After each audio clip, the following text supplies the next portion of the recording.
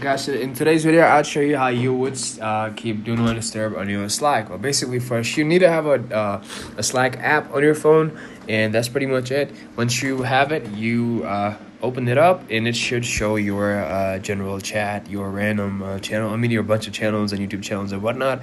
And that basically is it. Now below it should show your name.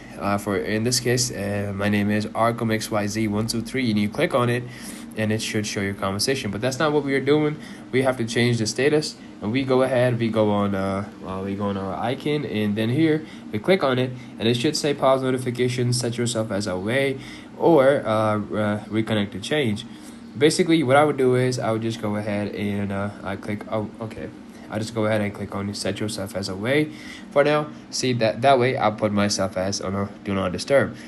And at the same time, if I wanted to, I could also pause my notifications. And in this case, let's say I want it up until 4 hours, and that basically is it. I click it, and my notifications will be paused up until 7:51 p.m. So that basically is how you would have a do not disturb set on your Slack, guys. And if you found this video helpful, please like, subscribe, and share, and comment. Until then, I'll catch you in the next video.